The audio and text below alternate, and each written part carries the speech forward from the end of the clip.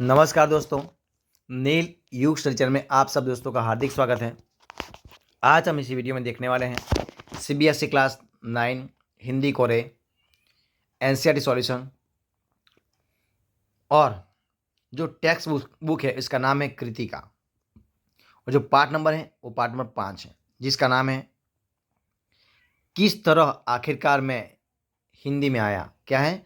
किस तरह आखिरकार में हिंदी में आया।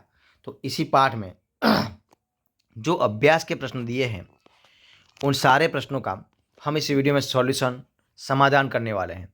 तो इस वीडियो को जरूर देखना। देखिए, स्टार्ट करते हैं वीडियो की। सवाल नंबर 1 आपके सामने है। वह ऐसी कौन सी बात रह गई होगी जिसने लेखक को दिल्ली जाने के लिए बाध्य कर दिया? तो उनका आंसर है, लेखक की बेरोजगारी के कारण शायद किसी ने उन्हें कुछ कटु बातें कही होंगी जिसे वे बर्दाश्त नहीं कर पाए होंगे, अथवा घर वालों के साथ किसी बात पर बड़ी बहस हुई होगी जिससे क्रोधित होकर अनायास घर छोड़ दिया और दिल्ली चले आए होंगे। अब देखिए सवाल नंबर दूसरा। लेखक को अंग्रेजी में कविता लिखने का अफसोस क्यों रह गया होगा? तो उनका आंसर है, लेखक को अंग्रेजी में कविता लिखने पर अफसोस इसलिए रह गया होगा क्योंकि वह भारत की जनभाषा नहीं थी। इसीलिए भारत के लोग यानी उनके अपने लोग उसे समझ नहीं पाते होंगे। साथ ही जब वे इलाहाबाद आए तो वहाँ का साहित्यिक वातावरण तथा बच्चन, निराला और पंत जैसे महान लेखकों कवियों का सानिध्य पाकर वे हिंदी लेखन की ओर अग्रसर होने लगे और हिंदी में ही रचनाएं करने लगे। इस प्रकार लेखक का अंग्रेजी में लिखने का प्रयास व्यर्थ गया, जिसका शायद उन्हें अफसोस रह गया। अब देखिए सवाल नंबर 3 क्या था, ये रहा आपके सामने। अपनी कल्पना से लिखिए कि बच्चन ने लेखक के लिए नोट में क्या लिखा होगा। तो उनका आंसर है, दिल्ली के दिल्ली के उकिल आर्ट स्कूल में बच्चन जी लेखक के लिए एक नोट छोड़कर गए थे। उस नोट में शायद उन्होंने लिखा होगा कि तुम इलाहाबाद आ जाओ, लेखन में ही तुम्हारा भविष्य निहित है। संघर्ष करने वाले ही जीवन पथ पर अग्रसर होते हैं, अतः परिश्रम करो, सफलता अवश्य तुम्हारे कदम चूमेगी। मैं हमेशा तुम्हारी मदद के लिए तैयार हूँ। इस प्रकार। अब देखिए सवाल नंबर 4 क्या है। लेखक ने बच्चन के व्यक्तित्व के किन किन रूपों को उभारा है? तो उनका आंसर यहाँ है, देखिए कौन कौन से, ये रहा उनके रूपों का। नंबर 1, बच्चन का स्वभाव संघर्षशील, परोपकारी, फौलादी, संकल्प वाला था। दूसरा, बच्चन जी समय के अत्यंत पाबंद होने के साथ साथ कला प्रतिभा के पारखी थे। उन्होंने लेखक द्वारा लिखे एक ही सोनेट को पढ़कर उनकी कला प्रतिभा को पहचान लिया था। तीसरा, बच्चन जी अत्यंत कोमल एवं सहृदय मनुष्य थे। वे अपने बच्चों का वो अपने वचनों का निर्वाह करने वाले थे। नंबर 4, वे हृदय से ही नहीं कर्म से भी परम सहयोगी थे। आगे उन्होंने न केवल लेखक को इलाहाबाद बुलाया बल्कि लेखक की पढ़ाई का सारा जिम्मा भी उठा लिया। एक जिम्मेदार अभिभावक की भूमिका भी उन्होंने क्या किया, निभाई।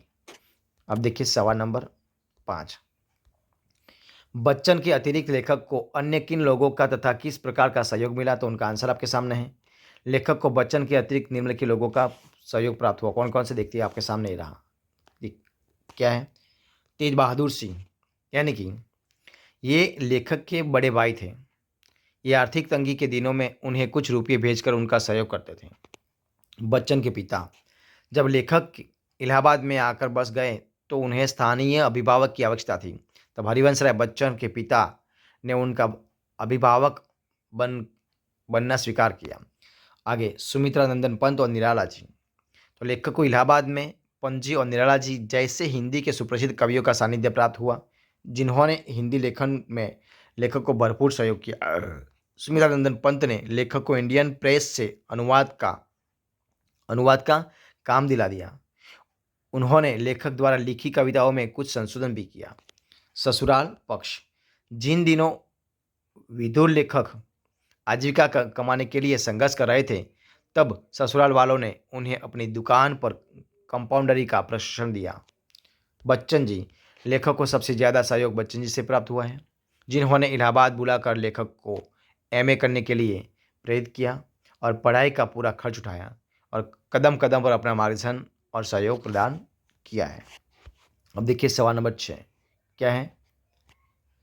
लेखक के हिंदी लेखन में कदम रखने का क्रमानुसार वर्णन कीजिए। तो मित्रों के सहयोग, इलाहाबाद का संस्कार तथा हिंदी कविता का वातावरण और प्रोत्साहन पाकर लेखक हिंदी में रचनाएं करने लगे। सन 1933 में लेखक की कुछ कविता सरस्वती व चांद पत्रिका में छपी। 1937 में लेखक ने बच्चन जी के बताए हुए अनुसार 14 पंक्तियों की कविता को लिखने का प्रयास किया। लेखक ने निशा निमंत्रक के कवि के प्रति एक कविता लिखी, जिस पर पंत जी के कुछ संशोधन भी हुए पर अप्रकाशित रही। फिर लेखक रूपाब के ऑफिस में प्रशिक्षण लेकर बनारस से प्रकाशित हंस के कार्यालय में काम संभाला। सवाल नंबर 7 देखते हैं। देखिए क्या है। लेखक ने अपने जीवन में जिन कठिनाइयों को झेला है उनके बारे में लिखिए। तो उनका आंसर आपके सामने देखिए। पाठ पढ़ने पर हमें लेखक के जीवन की कठिनाइयों के बारे में पता चलता है। बेरोजगारी के दिनों में व्यंग बाणों को झेलना पड़ता था।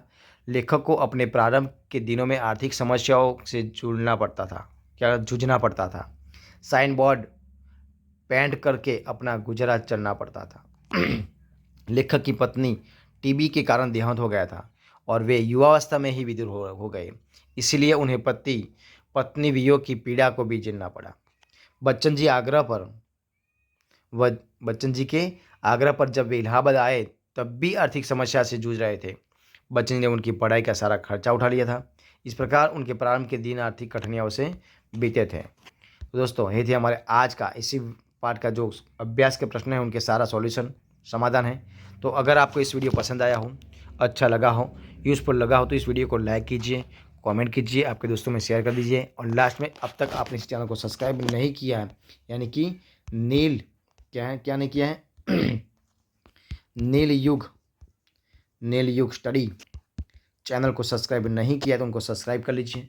बगल में जो बेल आइकन दिया है उनको भी प्रेस कर लीजिए, यानी कि जब भी कोई नया वीडियो इसी चैनल में प्रकाशित हो, अपलोड हो तो सबसे पहले आपको एक नोटिफिकेशन मिल जाएगा और सबसे पहले वीडियो देख सकें। तो दोस्तों इस वीडियो को फर्स्ट से अंत तक देखने के लिए आप सब लोगों का बहुत बहुत धन्यवाद करता हूँ।